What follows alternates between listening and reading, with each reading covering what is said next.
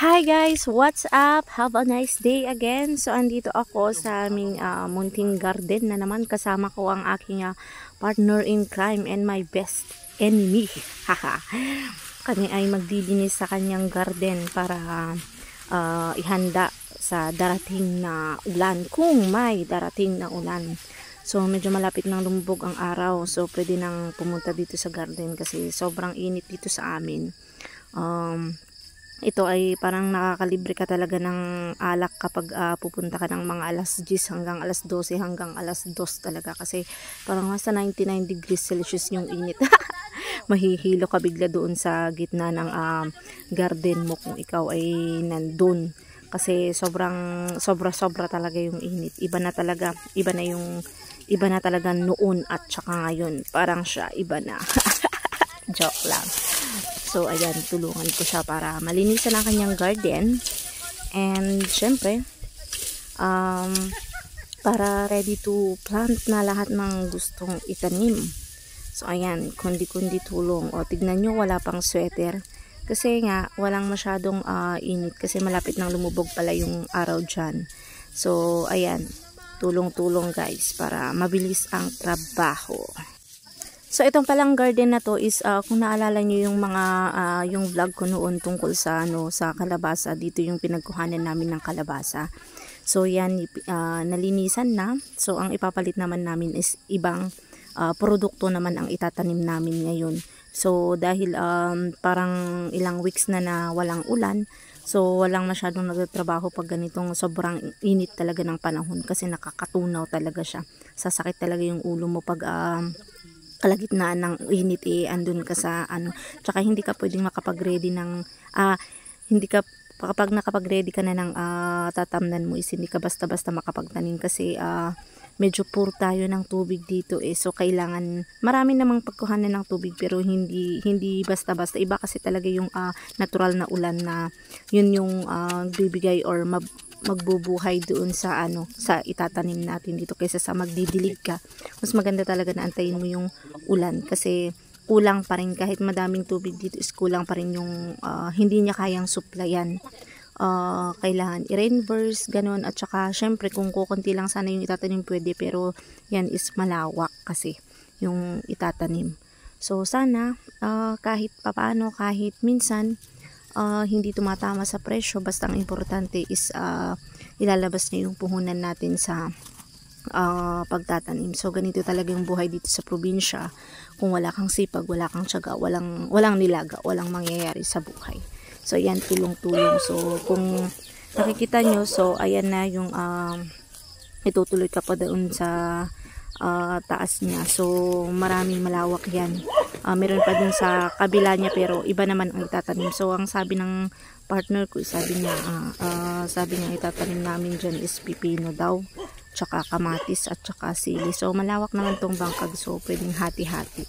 Pero syempre wala tayong perang pang labor, so kahit kami na lang, at kung hindi namin kaya, so yeah, pwedeng magpatangdan dito sa amin. So marami naman yung mga gustong kumita din.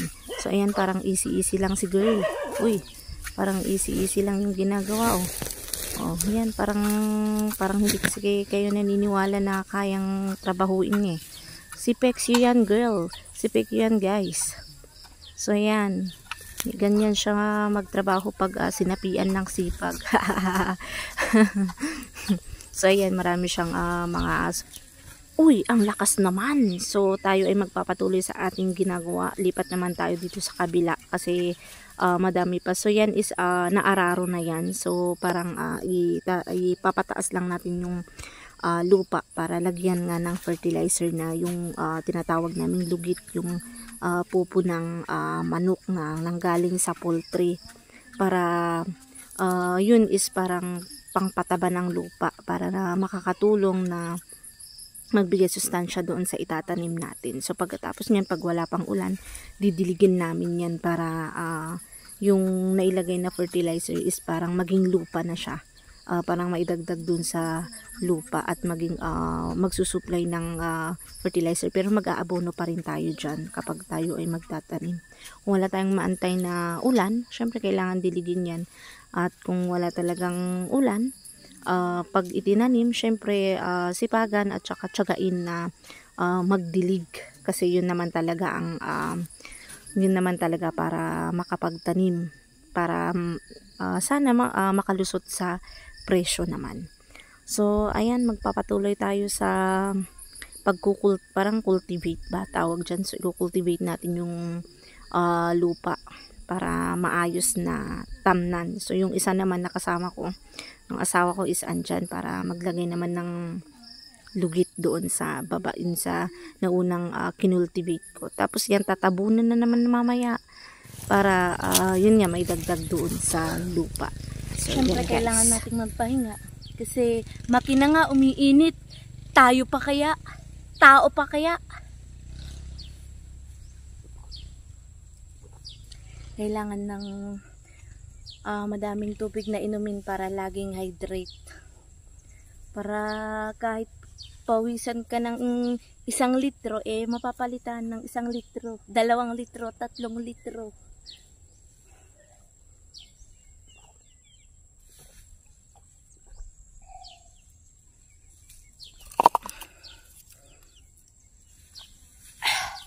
So ayan na nga ang ating natapos. So pagpasensyahan nyo na, parang baliktad ata yung camera natin dito at hindi ko siya ma-rotate.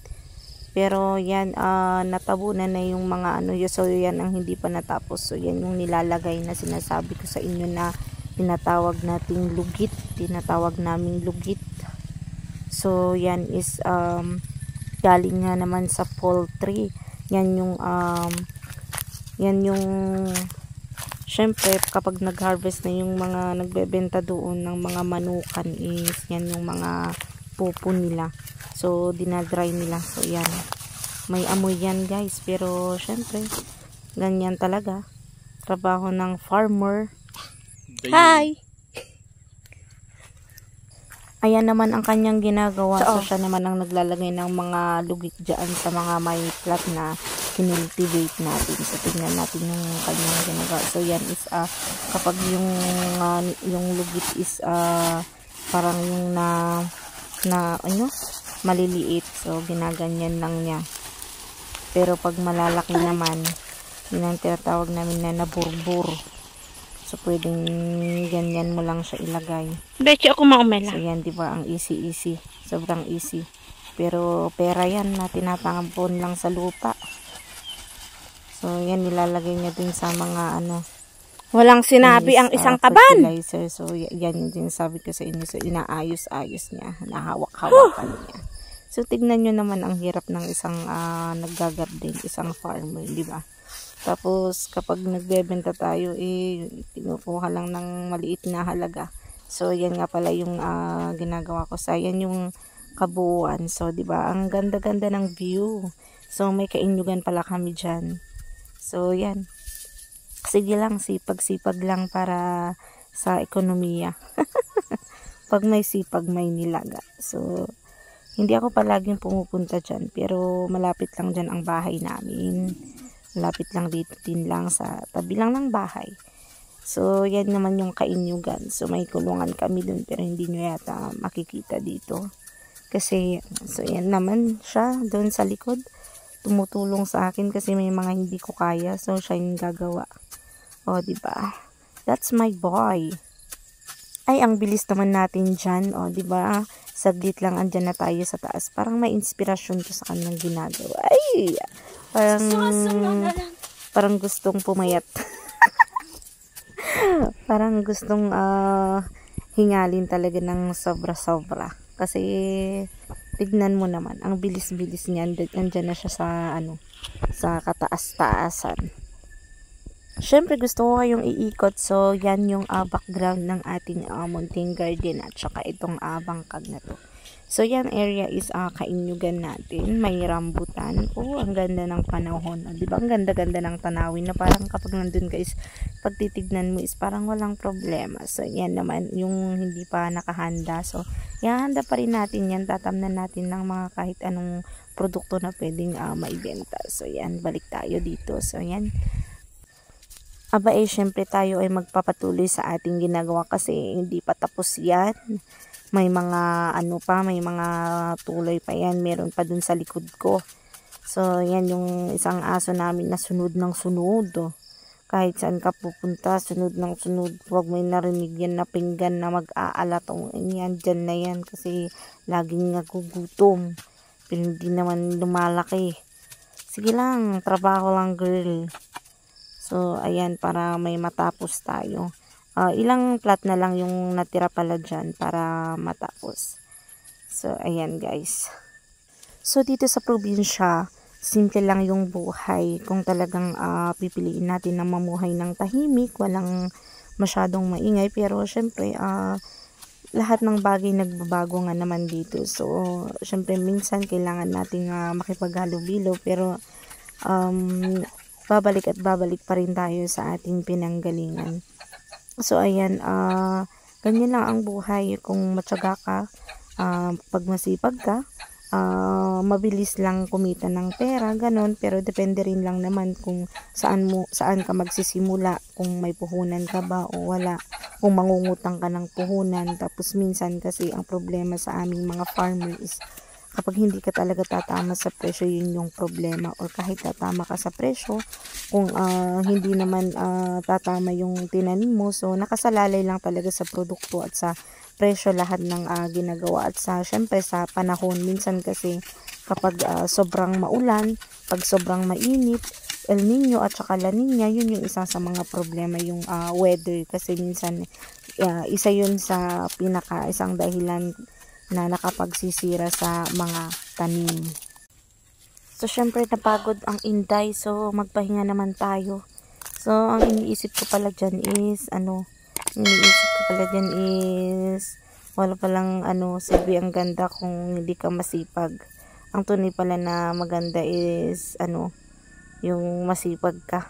At saka, dun mo talaga nakikita yung kagandahan ng isang tao. Ay, kilig na kilig yan.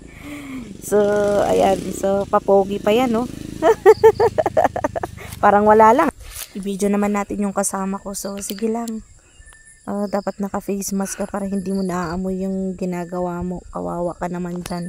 Hinahawak-hawakan pa niya yung, yung lugit o yung fertilizer na nilalagay niya dun sa plato.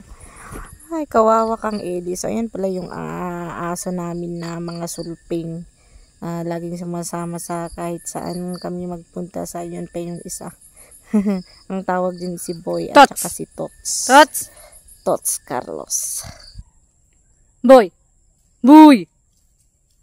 O, diba, alam nila yung pangalan nila. Kapag tinawag yung pangalan nila, tignan mo yung mga buntot nila. Lumalapit ng mga yan.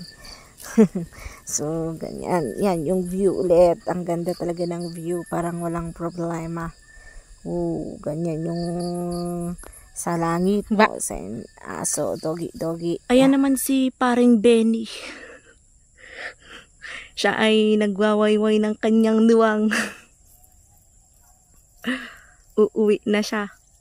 Galing naman siya doon sa kanyang bangkag, sa kanyang garden.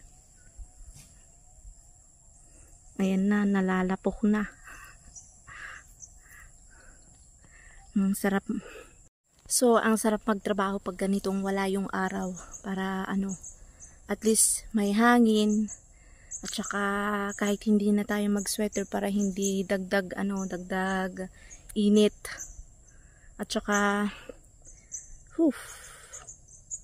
ang tunay na maganda ay masipag sa uma.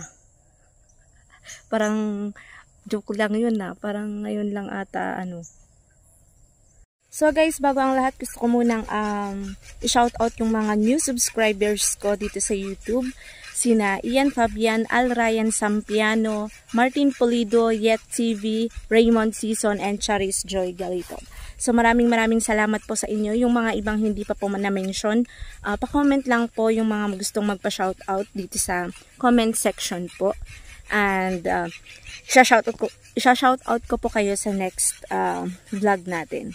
So, maraming salamat guys. So, please don't forget to subscribe sa mga hindi pa po nakapag-subscribe and hit the notification bell para ma-update po sa next vlog. And like and share na rin and comment down below. Bye-bye guys. Thank you!